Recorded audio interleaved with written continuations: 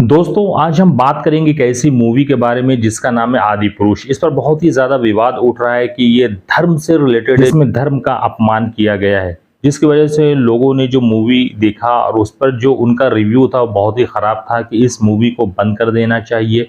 इस मूवी में धर्म का बहुत ही बुरी तरह से अपमान किया गया है। जो भी चीजें दिखाई गई हैं वो बिल्कुल अपोजिट चीजें दिखाई गई हैं, जिससे कि लोगों में काफी गुस्सा है। लोगों ने मूवी देखने के बाद बहुत ही ज्यादा गुस्से का इजहार किया है।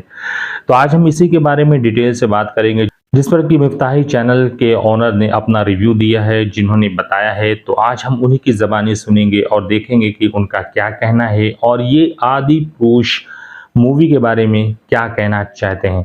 तो लेट्स स्टार्ट दिस वीडियो। खराब फिल्म थी, बहुत खराब फिल्म थी। भगवान नाम का एकदम मजाक बना दिया इन्होंने, बहुत ही। और पूरी इस पिक्चर को इन्होंने हमारी रामायण ग्रंथ का पूरी तरह से मजाक उड़ाया। एकदम बकवास है। प्लीज अपने बच्चों को ना दिखाएं, जनरेशन बिगाड़ने वाली बात है। अरे एकदम घटिया, एकदम मतलब रामायण जैसे देख बच्चों भगवान का खिलवाड़ किए हैं लोग। इस मूवी का ये पहला और आखिरी शो है, इसको यहीं बंद कर दो, बस खत्म। अरे मेरे हिंदू भाइयों बहनों, जिस तरह इस फिल्म ने आपके जज्बात को ठेस पहुंचाई है ना, ऐसी कई फिल्में हम झेल चुके हैं और झेल रहे हैं और झेलने वाले हैं। लेकिन इसका दोगलापन आप देखिए क्या कह रहा है। लेकिन कल जब मैं मूवी देखा तो मुझे समझ में नहीं आया। सिर्फ समझ में नहीं आया, अच्छा नहीं लगा। कितना सॉफ्ट, कितना प्यार से। और अगर एक मुसलमान का होता तो अभी तक 100 गालियां इसके मुंह से निकल गई होती। पिछले 2-3 दिनों से, यानी जुमा के दिन से ही इस फिल्म जिसका नाम आदि पुरुष है, इसका बहुत चर्चा हो रहा है। चूंकि हम लोग सोशल मीडिया पर रहते हैं और जो लोग भी सोशल मीडिया पर रहते हैं उनको पता होगा कि जो ट्रेंडिंग टॉपिक चल रहा होता है वो बार बार सामने आता है।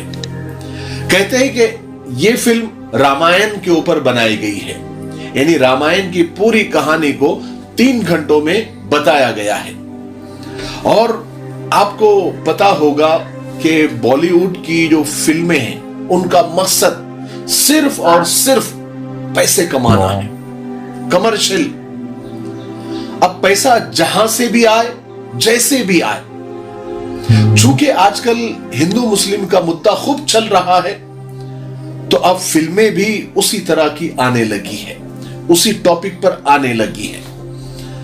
अब देख लो हिस्ट्री, कश्मीर फाइल हो, केरला स्टोरी हो, या फिर 72 हूरे हो, अजमेर 92 हो, या फिर आदि पुरुष। क्योंकि बॉलीवुड अब जान गया है कि पॉजिटिव फिल्में और मैसेज देने वाली फिल्में धड़ाधड़ फ्लॉप हो रही हैं और नेगेटिव फिल्में सैकड़ों करोड़ कमा रही हैं मजहबी धार्मिक टॉपिक पर।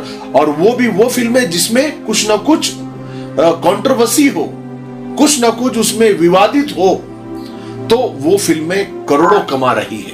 अब पूरी इंडस्ट्री, फिल्म इंडस्ट्री नेगेटिविटी की तरफ ही जा रही है।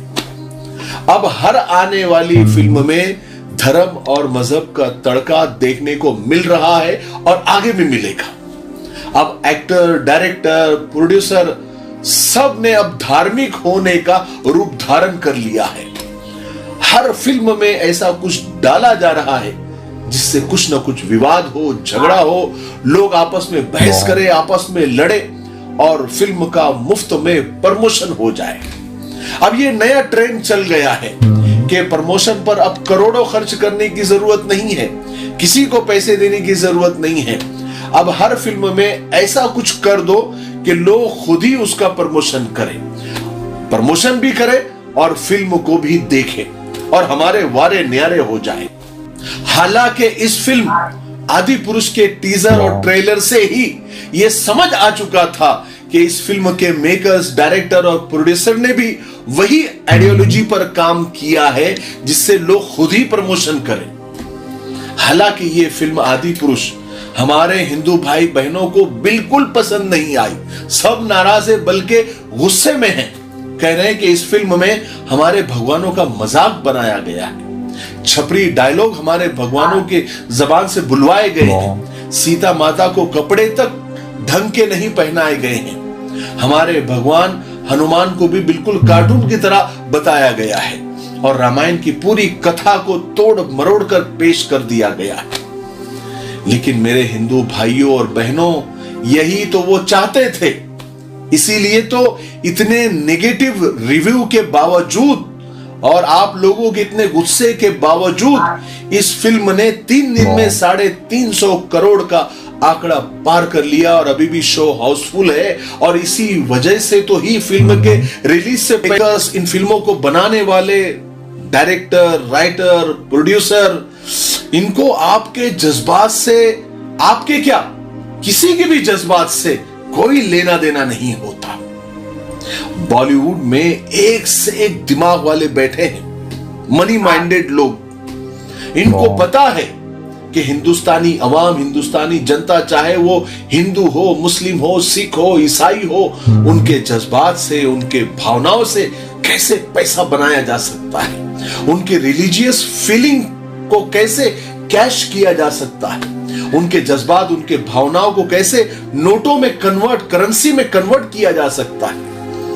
अरे मेरे हिंदू भाइयों बहनों, जिस तरह इस फिल्म ने आपके जज्बात को ठेस पहुंचाई है ना, ऐसी कई फिल्में हम झेल चुके हैं और झेल रहे हैं और झेलने वाले हैं। और अब कई फिल्में तैयार हैं। सोचिए, एक फिल्म ने आपको इतना दुखी कर दिया, इतना निराश कर दिया कि आपके भगवानों का इसमें मजाक उड़ाया गया।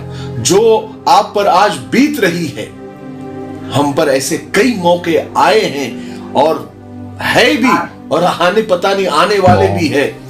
तो सोचिए हमारे दिल पर क्या बीत रही होगी। किसी के भी, हर एक मजहब के, हर एक धर्म के और उनके मानने वालों के कुछ जज्बात होते हैं, कुछ उनके बिलीव्स होते हैं, उनके यकीन होते हैं, उनके ईमान होते हैं। अगर उनका मजाक उड़ाया जाता है तो बहुत खराब लगता है, बहुत दिल टूटता है।